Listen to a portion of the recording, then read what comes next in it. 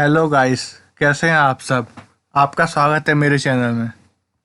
आज की चर्चा हम शुरू करेंगे बाजार के हाल से, उसमें भी निफ्टी एंड बैंक निफ्टी की, जो कि निफ्टी आज पॉजिटिव में बंद हुआ और बैंक निफ्टी नेगेटिव में बंद हुआ है। और उसके बाद मैं आपको एक ऐसे शेयर के बारे में बताऊंगा जिस पे कोरोना ने सबसे ज़्यादा असर दिखाया एंड वो रिकवर हो रहा है, और जब कोरोना की वैक्सीन आ जाएगी और सिचुएशन बिल्कुल नॉर्मल हो जाएगी तब ये पूरी तरह से रिकवर हो जाएगा एंड न्यू हाई बनाएगा।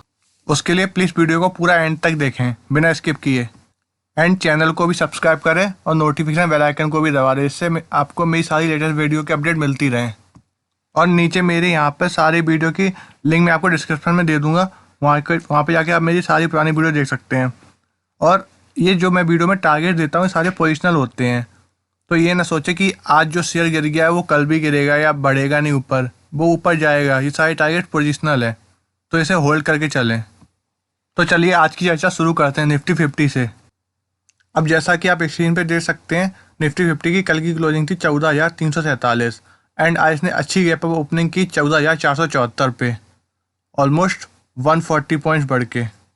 एंड फिर इसने आज का हाई बनाया 14,498 पे एंड आज का लो बनाया 14,383 पे। एंड फिर आखिर में ये 137 पॉइंट्स बढ़ के 14,484 पे बंद हुआ, मतलब कि 0.96% की बढ़त आज देखने को मिली निफ्टी 50 में।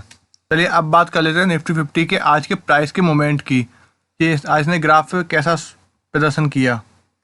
अब जैसा कि यहाँ देख सकते हैं, इसने गैप अप ओपनिंग की, उसके बाद से थोड़ा गिरा, फिर चढ़ा चढ़ा चढ़ा, फिर गिरा, फिर चढ़ा, फिर धड़ाम से गिरा, फिर चढ़ा, फिर चढ़ा, फिर गिरा, और जाके एंड में चढ़ के बंद हुआ 137 पॉइंट बढ़ के।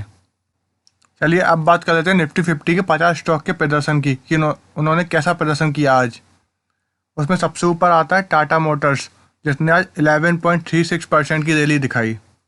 उसके बाद था HCL टेक्नोलॉजी, उसने 6.08% तेजी दिखाई। एंड उसके बाद इन्फोसिस 4.89% की तेजी, एंड इन्फोसिस के रिजल्ट भी आने वाले हैं जल्दी। एंड विप्रो ने भी आज अच्छी खासी तेजी दिखाई, इसके भी रिजल्ट आने वाले हैं। और अब बात कर लेते हैं सबसे ज़्यादा गिरावट किन स्टॉक्स ने दिखाई। उसमें सबसे ऊपर था टाटा स्टील लिमिटेड, जिसने 2.45% की गिरावट दिखाई। उसके बाद था बजाज फिनसर्व, जिसने 2.02% की गिरावट दिखाई। उसके बाद था बजाज फिनांस, जिसने 1.92% की गिरावट दिखाई। चलिए अब बात करते हैं बैंक निफ्टी की, जिसकी कल की क्लोजिंग थी 32,084 एंड फिर इसने आज गैप अप ओपनिंग की 32,280 पे। एंड फिर आज का लो बनाया 31,836 पे, और आज का हाई था इसका 32,288। एंड फिर ये 85 पॉइंट्स गिर के 31,998 पे बंद हुआ, जो कि 0.27% की गिरावट थी। चलिए अब बात कर लेते हैं बैंक निफ्टी के ग्राफ की।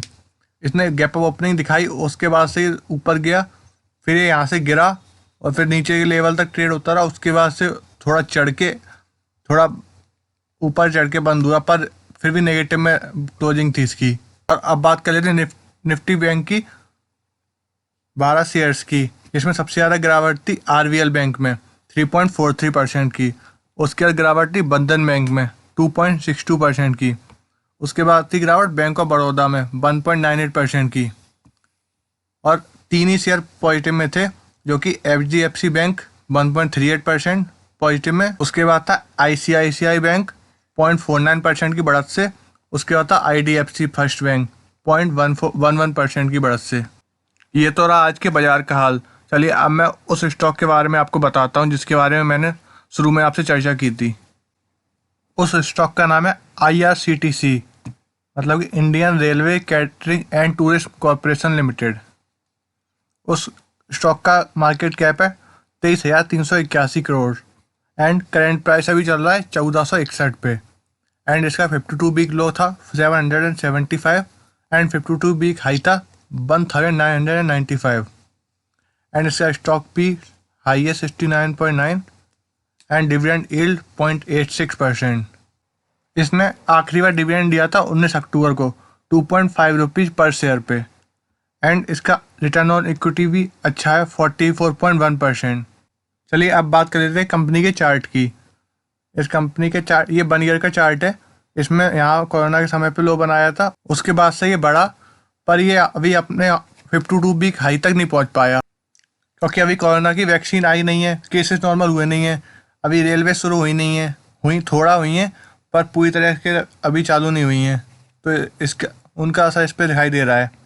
जब पूरी सिचुएशन नॉर्मल हो जाएगी उसके बाद ये स्टॉक फिर से भागेगा और ये अपने 52 वीक हाई को भी टच करेगा। चलिए अब बात कर लेते हैं कंपनी के प्रोस एंड कॉन्स की। कंपनी का पहला प्रोन्स है कि ये डेट फ्री है, मतलब कि इस पर कोई कर्जा नहीं है। एंड दूसरा, कंपनी है deliver good profit growth of 32%, मतलब कि इसने लास्ट 5 ईयर में 32.30% का CAGR दिया है। एंड इसने लास्ट 3 ईयर में अच्छा रिटर्न ऑन इक्विटी दिया है 33.62% का। And company has been maintaining a healthy dividend pay out of 52.41%, मतलब कि इन्होंने अपना पे आउट भी अच्छा मेंटेन किया है। चलिए अब बात कर लेते हैं कंपनी के कॉन्स की। इसका पहला कौन सा है कि ये अपने बुक वैल्यू से 17.48 टाइम्स हाई पे ट्रेड हो रही है। एंड प्रोमोटर्स ने अपनी लास्ट क्वार्टर में होल्डिंग डिक्रीज की थी 20%।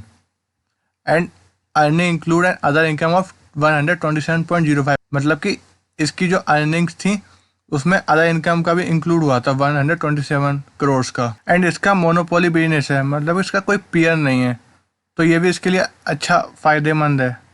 चलिए आप देख लेते हैं कंपनी क्वार्टरली रिजल्ट्स को।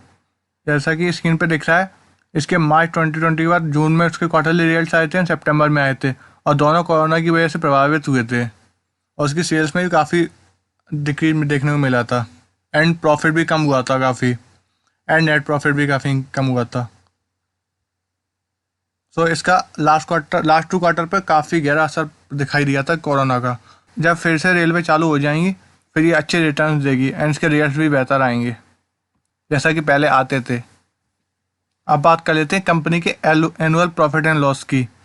मार्च 2019 में कंपनी की सेल्स थी 1870 एंड मार्च 2020 में बढ़ के हो गई 2275, ये कोरोना से पहले था।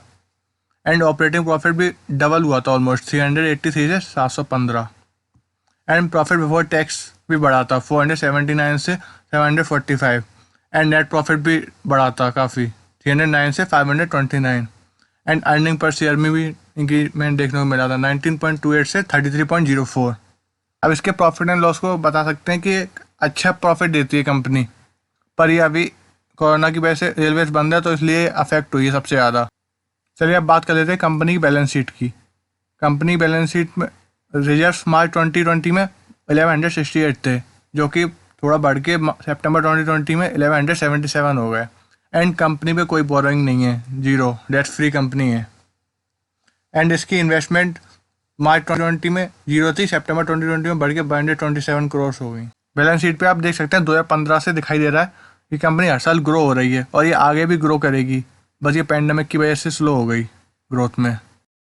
चलिए अब बात कर लेते हैं कैश फ्लो की। कंपनी के पास मार्च 2020 में 137 करोड़ का कैश फ्लो था। चलिए अब बात कर लेते हैं कंपनी के शेयर होल्डिंग पैटर्न्स की। दिसंबर 2020 में प्रोमोटर्स की होल्डिंग थी 67.40%। जैसा कि मैंने आपको शुरू में बताया था, इसकी होल्डिंग 20% डिक्रीज हुई थी प्रोमोटर्स की। सितंबर 2020 में प्रोमोटर्स की होल्डिंग थी 87.40%। एंड FII की होल्डिंग इंक्रीज हुई थी सितंबर 2020 में 0.88% से 8.38%, मतलब काफ़ी बड़े अमाउंट में। एंड DIA की होल्डिंग में इंक्रीज हुई थी 1.65% से 7.67%। इंस्टीट्यूशनल इन्वेस्टर ने तो कंपनी में इन्वेस्ट कर दिया दिसंबर 2020 में, क्योंकि ये कंपनी रियल वैल्यू जानते हैं। एंड पब्लिक की होल्डिंग देख सकते हैं, वो भी इंक्रीज हुई है सितंबर 2020 में 10.07% से 16.55% दिसंबर 2020 में। अब जैसा कि आप स्क्रीन पे देख सकते हैं, कंपनी का RSI 53.8 है एंड MACD 13.2 है, जो कि सिग्नल एंड सेंटर से ऊपर है, जो ये बुलिश ट्रेंड शो कर रहा है। चलिए अब बात कर लेते हैं कंपनी के प्राइस एनालिसिस की।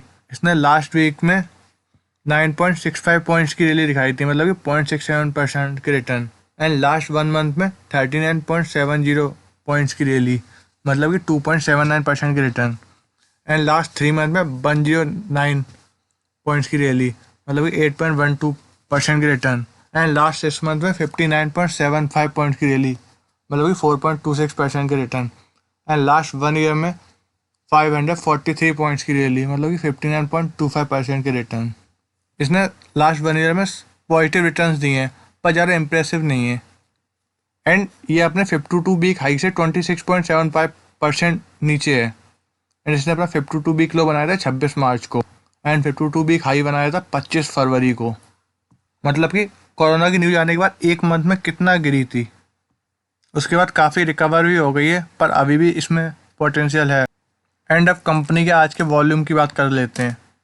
आज 1233 वॉल्यूम ट्रेड हुए थे एंड 443 डिलीवरी उठाई गई थी, एंड डिलीवरी में डिक्रीज देखने को मिला था, मतलब फॉल 35.9% डिलीवरी, एंड प्राइस भी फॉल में देखने को मिला था 0.7% का। अब जैसा कि आप सब चार्ट पर देख सकते हैं कितना खतरनाक फॉल देखने को मिला था पेंडेमिक के बाद, तुरंत बाद। और हो भी क्यों ना, जब सारी ट्रेन्स बंद कर दी, सब कुछ बंद कर दिया, पूरा लॉकडाउन कर दिया, तो ये तो होना ही था। एंड अभी कंडीशन इम्प्रूव हो रही है, पर जब तक वैक्सीन नहीं आएगी तब तक पूरी तरह से कुछ इम्प्रूव नहीं होगी कंडीशन। एंड तो इसमें भी उसका असर देखने को मिला, और जब ये अच्छा हो जाएगा तो फिर ये भागेगा। फंडामेंटल्स काफ़ी स्ट्रॉन्ग है। मैं तो ये कहूँगा इसे अपने पोजिशनल पोर्टफोलियो में ऐड करें लॉन्ग टर्म के लिए। एंड टारगेट 2000 तो ये आराम से टच कर लेगा जब कंडीशन बिल्कुल नॉर्मल हो जाएगी। जैसा कि अभी सारे स्टॉक्स ने टच कर लिया अपना 52 वीक हाई, तो ये भी करेगा। फंडामेंटल स्ट्रॉन्ग होनी चाहिए, और सभी स्टॉक के लिए कंडीशन नॉर्मल हो गई, पर इसके लिए अभी भी नॉर्मल नहीं हुई। अभी भी कुछ नहीं खुला, खुला है मतलब थोड़ा बहुत। और वैक्सीन आने तक तो कुछ उम्मीद भी नहीं की जा सकती कि क्या कुछ खुलेगा, कंडीशन इम्प्रूव होंगी। सो इसे लॉन्ग टर्म के लिए बाय करें, और एक बार बाय करने से पहले खुद एनालिसिस करें एंड या अपने फाइनेंशियल एडवाइजर से सलाह ले लें।